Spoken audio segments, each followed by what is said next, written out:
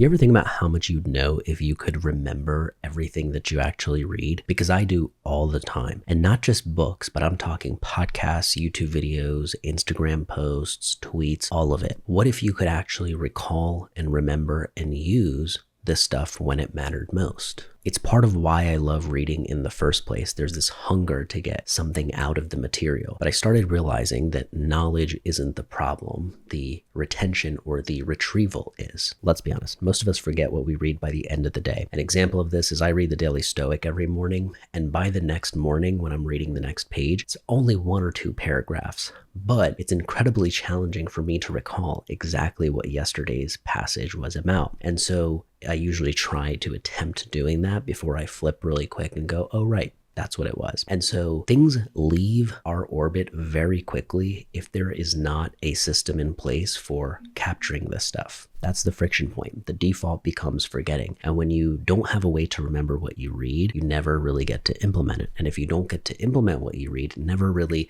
becomes ingrained and absorbed into your toolkit. The real shift for me was something that I discovered over a decade ago, but I hadn't quite implemented until the last couple months. And this is Ryan Holiday and Robert Greene's note card system. This is a process that they use to research each of their books. And for some reason, the word research maybe made it feel too serious, made it feel like it, wasn't going to apply to me. But until I kind of began to really fall back in love with analog, right? And capturing notes and writing on paper. And of course, I have a digital version of capturing many of these ideas too, but I really began to fall in love with this 3-part framework that I'm going to really quickly share with you. And by the way, you can adapt this to your needs the same way that Ryan Holiday adapted Robert Greene's to his needs. And he also encourages that for all of us as well, is make this note card system your own, make it make sense for you. Step 1 is the capture stage. This is actually happening during the reading. And so if I don't have a highlighter on me and I'm reading a physical book, I'll typically fold the corner, and that signals this is something to come back to, and there's something on this page that I need to highlight. Now, typically I do have a highlighter on me, and even if I am laying down or something, I'll sit up to kind of, highlight that section. And to me, that is the first stage of actually, okay, this is probably something that I want to turn into a note card. If I'm reading on Kindle, same process. I'll highlight first, and I will consider that highlight to be the first stage of capturing it. Step 2 is the catalog stage. This is something that, of course, ideally I wish I did every day, but it more so looks like every other day or every couple of days. But this is the stage where you revisit the books you've been reading or the material you had been highlighting, and you get to do another audit of, okay, which one of these is worth making it onto the note card? Robert Greene has said that a bad book might produce 3 note cards, a good one might produce 12. And so really what you're looking for are things that inspire you, things that strike you. It could be a quote, it could be a sentence, it could be an idea. And typically this is where I like to also on the note card put the attribution. So, okay, this is by, this book by this author, and sometimes even the date that I captured that note card, just because it's fun to revisit that sometimes. If I have time for listing a takeaway that I'm thinking about in that moment, an additional line,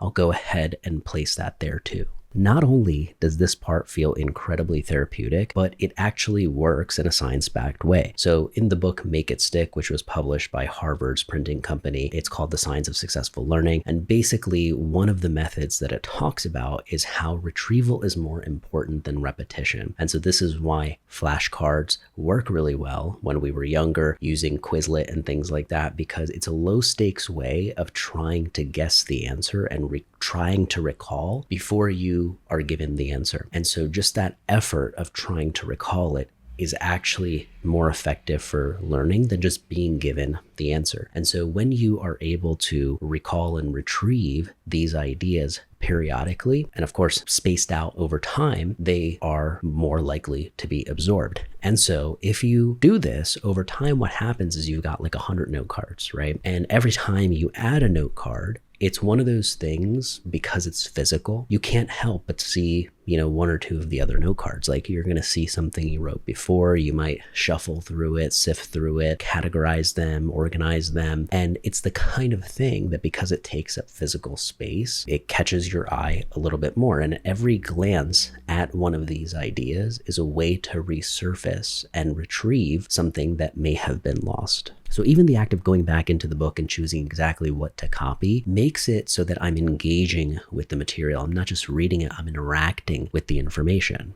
Now, step 3 is the review stage. This is where I kind of mentioned it happens somewhat naturally, because while you're adding things to your pile, you will see certain things, but there's a more intentional way to do this, where periodically every couple days I'll pick up the stack and I'll kind of shuffle through some of the things and just resurface some of those ideas, like, oh right, I forgot I wrote that down. And often this is more effective when you are doing it while you're actually chasing a problem, where that finding that note card, finding that idea might actually be relevant. But the other note of doing it more casually and just kind of shuffling through and seeing what you stumble upon is a very fun way to do it too. I just find that I'm much more motivated to go through many of these cards when I'm trying to find an idea, that is related to a problem I'm solving. In the review stage, you can also add an additional takeaway that has come up for you in the moment, because chances are you're looking at it with fresh eyes, maybe days, months later, and you might have something additional you want to add to it. And so the act of actually now tweaking and correcting and adding something to enhance your understanding of that piece of material can go a very long way. So one, there's the act of handwriting in that reviewing process that helps with the learning, but also just naturally the associations and connections that begin to form when you are looking at all of this stuff side by side, back to back.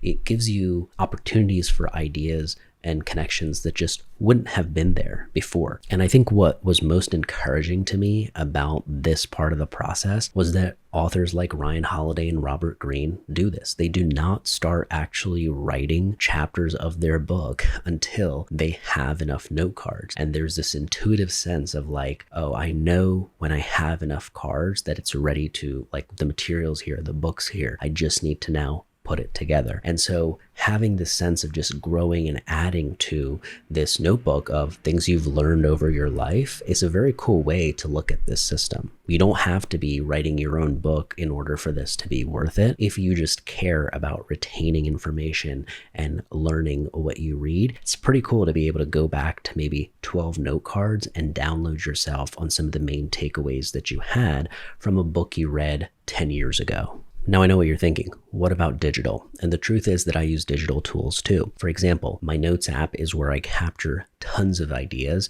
rather than maybe a note card when they first come. And a lot of times those ideas end up going from my notes app onto the note card.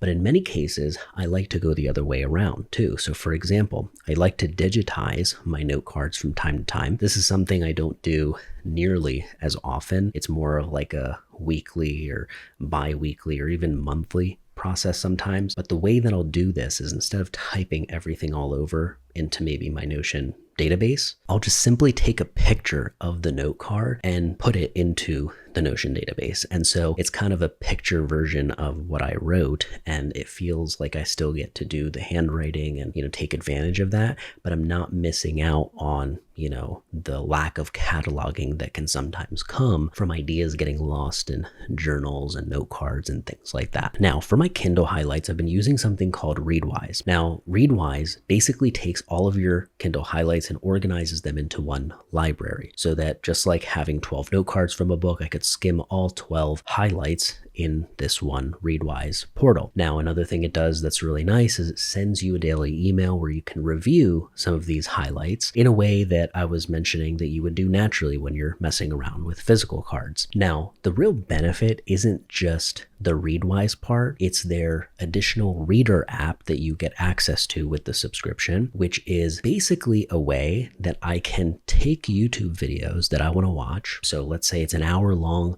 podcast that's on YouTube, but I don't have the time to watch it. I want to quickly skim through it, or I want to kind of make sure to highlight certain ideas from it. Traditionally, that would be hard, right? You'd have to stop the video. You'd have to type out, exactly what you just heard in the Notes app. That's something I would do. But what you can do is copy and paste the link into Reader of the video, and within seconds, the full transcript will be available, and you can skim through this thing probably much quicker than you would actually be watching it. But more importantly, you can highlight ideas in these YouTube videos the same way that you would in a book. And of course, they've expanded this to like tweet posts and things like that. And of course, other articles. Newsletters are another area where I always feel like, oh, this is so good. I wish I could resurface this, but it gets lost in your inbox. And so instead of just putting it into another folder, sending and forwarding that email newsletter to my Reader or Readwise app is a great way for me to have all this material in one place. So it's a combination of these note cards that I find very, very useful and effective. Yes, of course, it's slower, but it does go a long way when it comes to retrieval, retention, and absorption. And then of course, the digital version is more convenient. It's more fun in some ways. And if you find yourself leaning more on the digital side, looking at something like Reader and Readwise might be worth it for you too. This system works because it's simple, and I encourage you to adapt it to your needs the same way that I have done for mine. And the only way to do that is by trying it a number of different ways.